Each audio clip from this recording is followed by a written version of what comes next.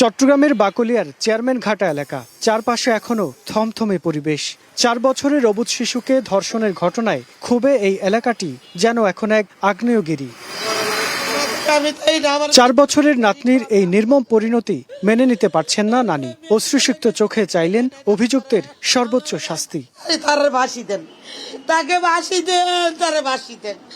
দেশের ভিতরে আর মায়া লাগে না মানুষের জন্য।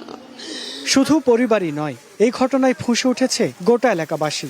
এমন ঘটনার পুনরাবৃত্তি যাতে না ঘটে, অপরাধীর দৃষ্টান্তমূলক শাস্তির দাবি জানিয়েছেন তারা।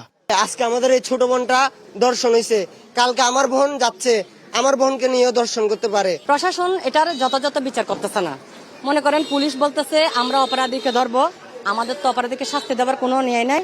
এটা কোর্টে চালান দিব, কোর্টে চালান দেওয়ার পরে এটা কোর্টে বিচার করবে। দর্শন শাস্তি মৃত্যুদণ্ড জনগণের কাছে কোনো আইনের ভিতরে নাই, জনগণ চাচ্ছে যেটা।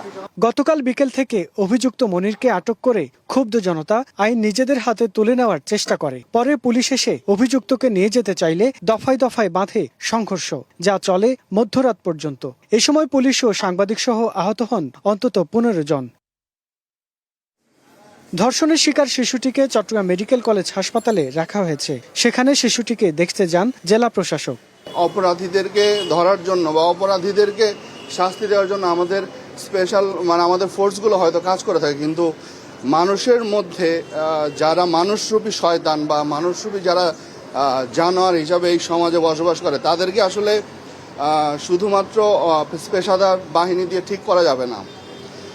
তাদেরকে ঠিক করতে হলে আপনার সামাজিকভাবে সবাইকে সচেতন হয়ে পরিবর্তন ঘটাতে হবে।